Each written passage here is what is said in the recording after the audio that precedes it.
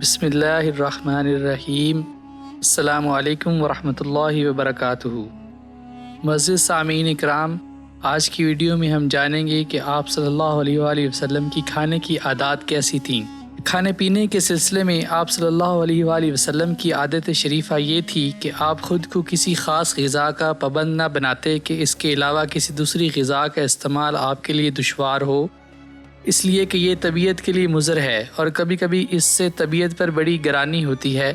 اگر عادت کے برعکس غذا کا استعمال نہ کریں تو پھر نہ کھانے کے سبب کمزوری کا اندیشہ ہے یا ہلاکت کا خطرہ ہے، اور اگر خلاف عادت کوئی غذا استعمال کرتا ہے تو طبیعت اسے قبول نہیں کرتی بلکہ اس سے نقصان ہوتا ہے۔ اس لیے کسی ایک انداز کے کھانے کا معمول، خواہ وہ عمدہ ترین غذا کیوں نہ ہو، ایک زبردست خطرہ ہے۔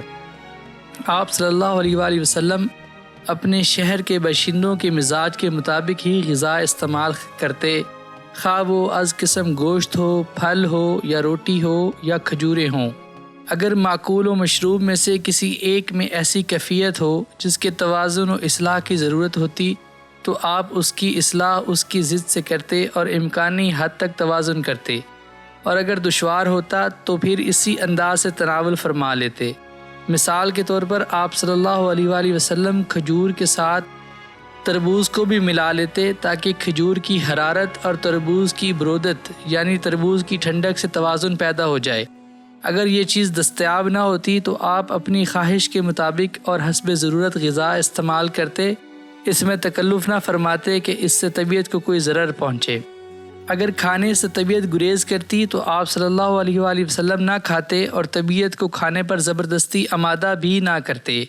یہی حفظان صحت کا بنیادی اصول ہے، اس لیے کہ جب انسان طبیعت کی گریز کے باوجود اور خواہش نہ ہونے پر بھی کھانا کھا لیتا ہے تو اس سے نفع سے کہیں زیادہ نقصان ہوتا ہے۔ چنانچہ حضرت ابو ہریرہ رضی اللہ تعالیٰ عنہ فرماتے ہیں، پیغمبر خدا نے کبھی بھی کسی کھانے کو برا نہیں کہا، اگر کھانے کی خواہش ہوتی تو تناول فرماتے وگرنہ چھوڑ دیتے اور اسے تناول نہ فرماتے۔ چنانچہ جب گوہ کا بھنا ہوا گوشت آپ کے سامنے پیش کیا گیا تو آپ نے اسے نہیں کھایا۔ آپ سے دریافت کیا گیا کہ کیا یہ حرام ہے؟ آپ صلی اللہ علیہ وآلہ وسلم نے فرمایا کہ نہیں، لیکن ہمارے سرزمین عرب کا یہ جانور نہیں، اس لیے میری طبیعت اس سے گریز کرتی ہے۔ اس میں آپ صلی اللہ علیہ وآلہ وسلم نے اپنی عادت اور خواہش کی رعایت فرمائی، چونکہ عرب میں اس کے کھانے کا رواج نہ تھا اور آپ کی خواہش بھی نہ تھی، اس لیے آپ خود اس سے رک گئے اور جس کو اسے کھانے کی خواہش تھی اسے منع بھی نہ کیا اور حکم دیا کہ جو عادی ہو اسے کھائے۔ آپ صلی اللہ علیہ وآلہ وسلم کو گوشت بہت پسند تھا اور دست کا گوشت تو بہت زیادہ پسند فرماتے تھے، بالخصوص بکری کے اگلے دست کا، اس لیے اسی میں زہر ملا کر آپ کو کھلایا گیا۔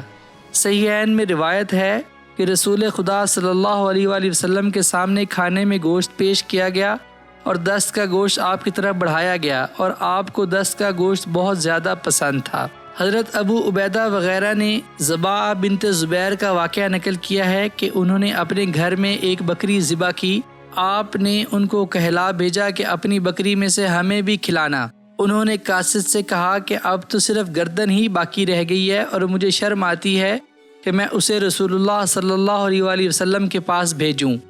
قاصد نے واپس جا کر جب آپ کو یہ خبر دی تو آپ نے اس سے فرمایا کہ جاؤ اور اس سے کہو کہ وہی بھیج دے، اس لیے کہ وہ بکری کا اگلا حصہ ہے اور بکری کی گردن کا گوشت خیر کے زیادہ قریب اور اذیت سے دور ہوتا ہے، اور یہ حقیقت ہے کہ بکری کے گوشت میں سب سے زیادہ لطیف حصہ گردن، پہلو یا دست کا گوشت ہوتا ہے۔ اس کے کھانے سے معدہ پر گرانی نہیں ہوتی اور زود ہضم بھی ہوتا ہے۔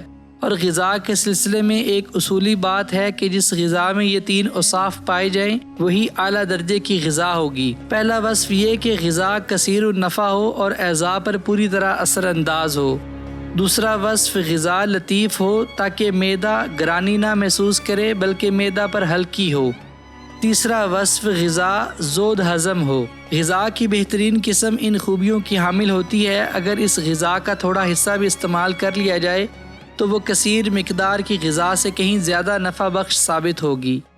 آپ صلی اللہ علیہ وآلہ وسلم حلوہ اور شہد پسند فرماتے تھے اور یہ تینوں چیزیں یعنی گوشت، شہد اور حلوہ سب سے عمدہ ترین غذا ہے، اور یہ بدن اور جگر اور اعضاء کے لیے بے حد مفید ہے۔ اگر کوئی ان چیزوں کو بطور غذا استعمال کرے تو اس سے صحت و قوت کی حفاظت میں غیر معمولی فائدہ ہوگا، اور ان چیزوں کو وہی شخص ناپسند کرتا ہے جس کو کوئی مرض لاحق ہو۔ آپ صلی اللہ علیہ وآلہ وسلم روٹی سالن کے ساتھ استعمال فرماتے۔ اگر سالن میسر آتا اور آپ کبھی سالن میں گوشت لیتے اور فرماتے کہ یہ دنیا اور آخرت دونوں جگہوں کے کھانے کا سردار ہے۔ اس کو ابن ماجہ وغیرہ نے نقل کیا ہے۔ اور کبھی آپ تربوز اور کبھی کھجور کے ساتھ روٹی تناول فرماتے۔ چنانچہ ایک مرتبہ آپ نے جو کی روٹی کے ایک ٹکڑے پر کھجور رکھ کر فرمایا کہ یہ کھجور اس روٹی کا سالن ہے اور یہ بہترین غذا کی صورت ہے۔ چنانچہ جو کی روٹی اس سالن کے ساتھ عمدہ ترین غذا ہے، بالخصوص ان لوگوں کے لیے جو اس کے عادی ہوں، جیسے اہل مدینہ اس کے عادی ہوتے ہیں۔ اور کبھی آپ روٹی سرکہ کے ساتھ تناول فرماتے اور یہ فرماتے کہ سرکہ بہترین سالن ہے۔ آپ صلی اللہ علیہ وآلہ وسلم اپنے علاقے کے پھلوں کا استعمال اس کے موسم میں فرماتے تھے اور اس سے پرہیز نہ کرتے۔ یہ بھی حفظان صحت کے اسباب میں سے ایک اہم سبب ہے، اس لیے کہ اللہ تعالیٰ نے اپنی حکمت کے ذریعے ہر علاقہ میں پھل پیدا کیے جو اس علاقہ کے باشندوں کے لیے موسم میں سود مند ہوتا ہے، اور لوگ اس کے بہتات کے وقت استعمال کر کے آسودہ ہو جاتے ہیں۔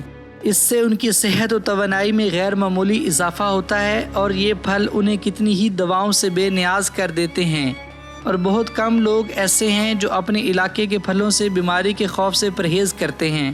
ہاں، ایسے شخص کو پرہیز کرنا مناسب ہے جو بہت زیادہ بیمار رہتا ہے اور اس کی صحت و قوت کی بازیابی کی کوئی توقع بھی نہ ہو۔ معزز سامعین کرام، اس ویڈیو میں آپ نے سنا کہ آپ صلی اللہ علیہ وآلہ وسلم کی کھانے کی عادات کیسی تھیں۔ ہمیں بھی کوشش کرنی چاہیے کہ آپ صلی اللہ علیہ وآلہ وسلم کے نقش قدم پر چلتے ہوئے اپنے کھانے کی عادات کو ویسے ہی بنایا جائے۔ جزاک اللہ۔